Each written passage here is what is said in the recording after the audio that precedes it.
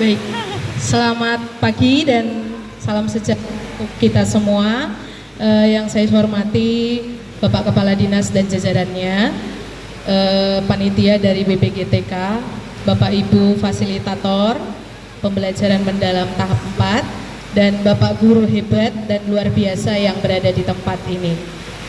Pertama-tama saya mengucapkan syukur kepada Tuhan Yang Maha Esa karena saya diberikan kesehatan, dan terutama saya sangat bersyukur diberikan kepercayaan untuk bisa berbagi praktik. Di sini saya hanya ingin berbagi, tidak ingin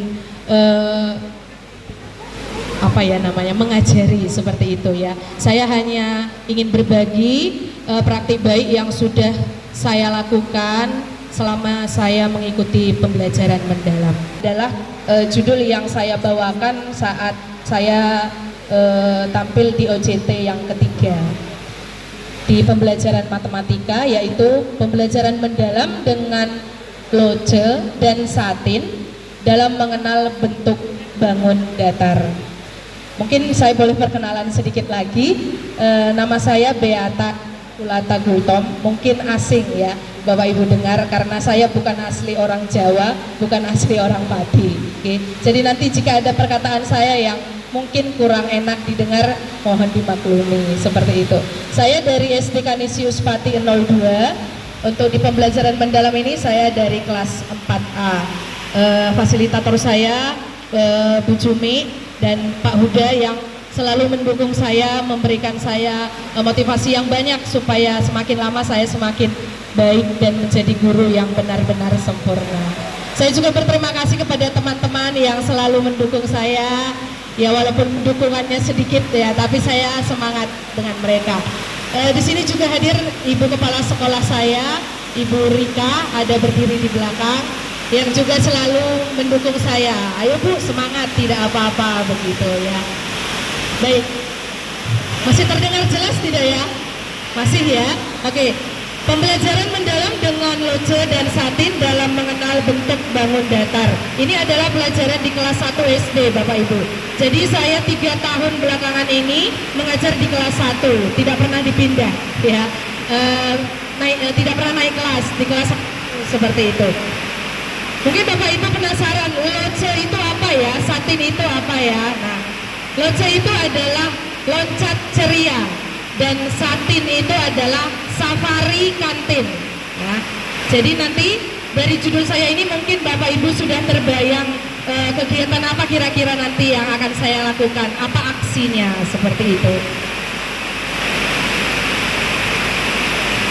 Untuk situasi terkhusus di kelas saya di kelas 1, mungkin Bapak Ibu yang ada di sini yang juga mungkin mengajar di kelas 1, mungkin situasinya hampir sama ya, mungkin situasinya hampir sama. Sebelum saya juga menerima pembelajaran mendalam ini, saya ambil dari 3 sisi ya. Dari belum berkesadaran, di mana peserta didik itu sering tidak fokus dan kurang termotivasi untuk belajar dan masih suka bermain seperti itu. Kemudian di kurang bermaknanya, mungkin sudah bermakna tapi kurang seperti itu. Di kurang bermaknanya, peserta didik masih kurang paham konsep dasar nama-nama bangun. Mungkin mereka sudah tahu gitu, tapi pengucapan konsep dasarnya itu berbeda. Misalnya persegi mereka katakan kotak. Nah, seperti itu ya. Mungkin mereka maksudnya kita paham, tapi kan itu konsep yang salah seperti itu. Kemudian di kurang menggembirakan, di mana peserta didik itu cepat bosan. Aktivitasnya kurang interaktif, apalagi ketika saya hanya menyuruh anak-anak untuk ayo kerjakan buku halaman 20 misalnya. Itu membuat anak-anak kerasan dan pengen cepat-cepat pulang atau mungkin mengantuk seperti itu. Dari situasi itu, dari 3 situasi yang tadi saya ambil, saya tertantang, saya sebagai guru tertantang. Bagaimana sih agar pembelajaran itu bisa berkesadaran, bermakna dan menggembirakan? Seperti prinsip pembelajaran yang sudah saya pelajari, yang sudah saya dapatkan selama 3 bulan pelatihan ini.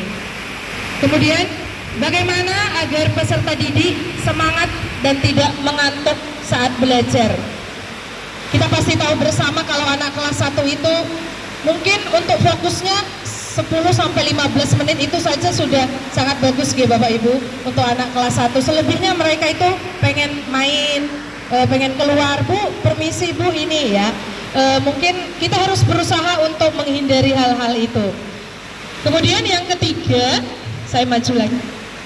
Bagaimana peserta didik dapat, saya itu mengajak anak-anak untuk beradaptasi dengan kelasnya. Walaupun setiap hari mereka belajar di situ, tapi perlu kita ajak untuk setiap hari juga beradaptasi karena mungkin suasananya berbeda. Mungkin saatnya panas, sedang dingin, sedang ya seperti itu. Setiap hari ajak anak untuk beradaptasi. Mungkin biasanya saya mulai dengan sapaan-sapaan, dengan tepuk atau juga dengan apa ya? Melihat keadaan kelas, lihat temannya yang kira-kira wajahnya murung siapa, teman-teman yang kira-kira kamu lihat masih malas-malas, masih mengantuk siapa. Nah jadi dia bisa melihat teman-teman di sekitarnya yang kira-kira belum semangat untuk belajar, seperti itu. Kemudian selain beradaptasi, saya juga selalu mengajarkan anak-anak untuk belajar dari benda nyata. Apalagi anak-anak Bapak Ibu, mereka masih susah untuk membayangkan ya, mereka sukanya langsung dilihat visualnya ya. Kemarin benda yang saya bawa itu adalah piring, buku, penghapus, tutup botol, dan masih banyak gambar yang saya tunjukkan di layar, dan juga saya ajak untuk melihat sekeliling kelas kira-kira bentuk-bentuk benda apa saja yang bisa mereka temui. Kemudian ada ice breaking, ice breaking itu saya buatkan tidak hanya tepuk, nyanyi gitu ya Bapak Ibu. Jadi sekiranya bisa membuat mereka bergerak supaya tidak mengantuk. Jangan di awal kita masuk terus langsung ayo belajar, buka halaman. Nah, biasanya saya itu bisa sampai 10 sampai 15 menit hanya untuk menarik semangat anak-anak seperti itu. Jadi saya tidak terlalu, materinya harus selesai gitu. Saya tidak terlalu fokus, tapi saya selalu fokus gimana itu bisa semangat, bisa perhatiannya bisa kepada saya seperti itu. Jadi saya awali dengan ice breaking yang mungkin juga penasaran kira-kira selanjutnya Bu Beata mau ngapain ya. Nah seperti itu. Selanjutnya menggunakan Smart TV untuk menayangkan materi berupa presentasi karena kita mungkin juga keterbatasan untuk membawa benda-benda konkretnya. Kemudian melakukan permainan lompat ceria dengan benda yang mereka dapatkan. Kemarin ini saya berikan undian di kertas, terus mereka mengambil undian itu dan mereka nanti akan melakukan lompat sesuai dengan benda yang mereka dapatkan. Selanjutnya, dan gembira, oh ternyata belajar itu tidak hanya di kelas saja, seperti itu. Dan saya berinisiatif untuk mengajak anak-anak ke tempat yang paling mereka sukai, yaitu kantin ya. Jadi saya katakan ternyata kamu jajan itu juga ada proses belajarnya, seperti itu. Jadi nanti saya juga mengajak anak-anak ke kantin secara berkelompok untuk mencari bentuk-bentuk bangun melalui jajanan ya. Jadi setiap kelompok saya arahkan untuk ambil satu jajan, terserah kamu mau ambil yang mana. Kemudian nanti kamu presentasikan di kelompok, kamu diskusikan sesuai dengan nanti akan saya berikan LKPD. Kemudian nanti ada sesi diskusi kelompok. Kemudian, nah ini yang tidak lupa, kita berikan pujian karena anak kecil itu sangat senang dipuji Bapak Ibu. Jadi kita berikan pujian dalam bentuk apresiasi, boleh dari kita pribadi atau mungkin lebih semangat lagi kalau teman-temannya juga ikut memberikan pujian. Kemudian memberikan pertanyaan yang membuat mereka bisa berefleksi. Mungkin untuk anak kelas 1 refleksi itu adalah hal yang tidak mereka pahami, tapi mungkin bisa kita berikan dengan pertanyaan-pertanyaan lucu, pertanyaan-pertanyaan yang sekiranya anak-anak kelas 1 SD bisa menjawabnya. Mohon maaf Bu Beta, waktunya tinggal 4 menit ya. Selanjutnya, dari aksi peserta ini bisa menghubungkan konsep matematika yang benar terhadap benda-benda nyata yang ada di sekitar mereka. Kemudian peserta didik juga lebih percaya diri dan pembelajaran berlangsung aktif dan menyenangkan. Kemudian selain itu hasilnya juga anak-anak itu lebih antusias dan lebih berani Bapak Ibu. Walaupun angkat tangannya rame-rame, setidaknya itu sudah jadi nilai jempol yang biasanya mereka hanya lihat kanan, duduk diam, tapi ketika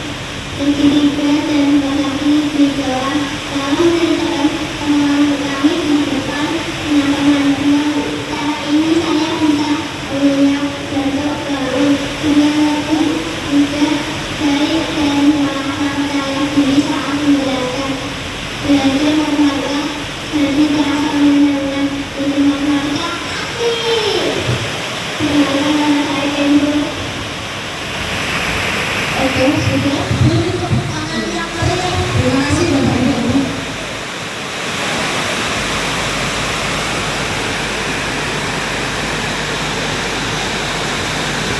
Halo.